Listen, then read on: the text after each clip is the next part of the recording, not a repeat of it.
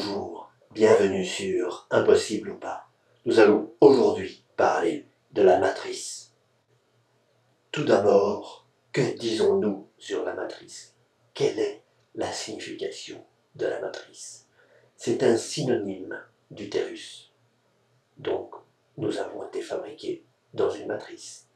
Dans différentes formules telles que la métallurgie, c'est un alliage présentant une certaine continuité, une grille. Dans des statistiques, c'est un arrangement ordonné d'un ensemble d'éléments.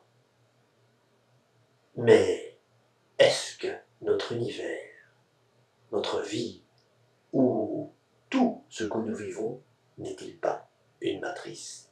Beaucoup de personnes, beaucoup de chaînes YouTube en parlent. On n'en parle pas dans le mainstream. Mais serions-nous dans une matrice parfaite? Peut-être. Suivant les scientifiques que j'ai pu écouter, que j'ai pu lire, je vous passe un extrait de l'émission de Brian Greene sur cette projection holographique. Il expliquera beaucoup mieux que moi. Tenez, moi par exemple, je parais bien réel, n'est-ce pas? Oui, mais de nouveaux indices surprenants semblent indiquer que tout, vous et moi, et même l'espace, pourrait être en fait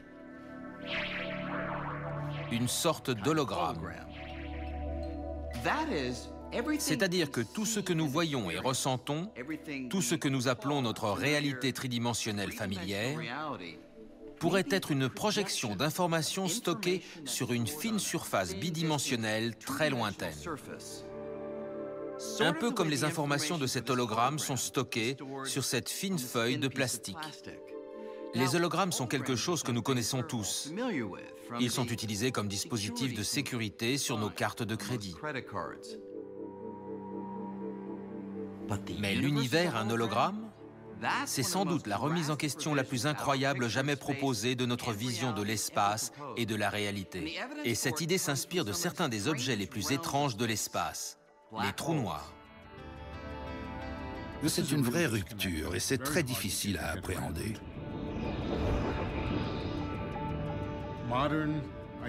Les données livrées par les trous noirs indiquent que la réalité est bidimensionnelle, que le monde tridimensionnel est une sorte d'image d'un hologramme situé à la frontière de l'espace.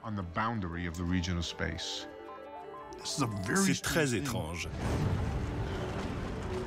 Plus jeune, j'aurais pensé que seul un fou pouvait émettre pareille idée. Voici comment on peut se représenter la chose. Imaginez que je prenne mon portefeuille et que je le lance dans un trou noir. Que se passerait-il? Avant, on pensait que puisque rien, même la lumière, ne peut échapper à la gravité d'un trou noir, mon portefeuille serait perdu à jamais. Mais il semble à présent que c'est peut-être plus compliqué que ça. Récemment, en étudiant les équations mathématiques qui décrivent les trous noirs, on a fait une curieuse découverte.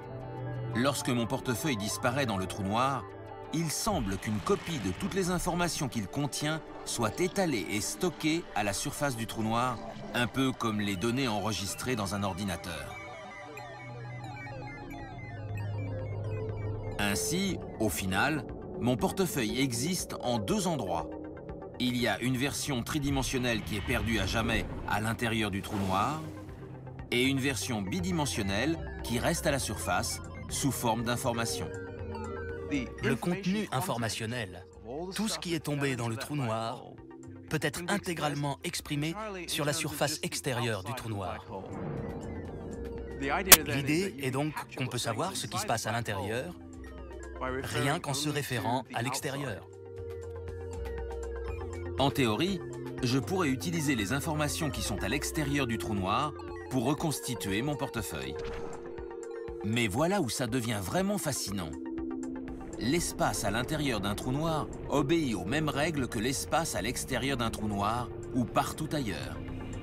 Donc, si on peut décrire un objet situé à l'intérieur d'un trou noir grâce aux informations stockées à la surface, il se pourrait que tout dans l'univers, les galaxies, les étoiles, vous et moi, et même l'espace, ne soit qu'une projection des informations stockées sur une lointaine surface bidimensionnelle qui nous entoure.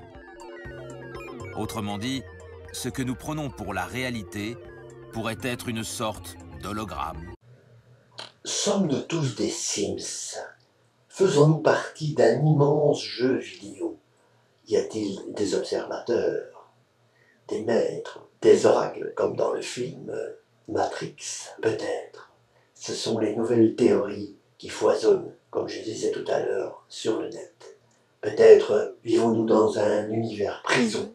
Peut-être que tout ce qu'on voit, tout ce qu'on entend, tout ce qu'on vit est prévu à l'avance, ce qu'on appelle le destin.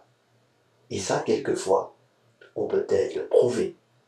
Par exemple, avec la gématrie, que je n'ai pas encore tout à fait compris. Mais c'est très bizarre.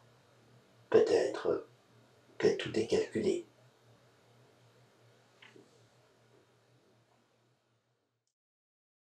Comme dans toute simulation informatique, il y a des bugs, forcément. Des choses qui ne se passent pas comme prévu. Comme par exemple, peut-être l'effet Mandela, ou encore des destins assez mystérieux. Et quelquefois, on peut le deviner. Peut-être que les médiums sont des représentants de la matrice, ou sont en connexion avec cette matrice. Peut-être que les ovnis, les enlèvements, ce sont peut-être des techniciens de la matrice. Qui sait, ils viennent à réparer les bugs. C'est une supposition. Pourquoi certaines personnes gagnent-elles au loto plus facilement que d'autres? Pourquoi d'autres ont des carrières fulgurantes? Pourquoi d'autres ont plein de malheurs? Pourquoi certaines personnes restent pauvres? Peut-être que nous sommes programmés pour certaines choses. Nous sommes programmés pour certains métiers. Nous sommes conditionnés. Peut-être. Est-ce ça, la matrice? Ne vous êtes-vous jamais demandé pourquoi aucun astéroïde, aucune météorite n'est tombée sur Terre et a fait de gros dégâts? Bizarre, non?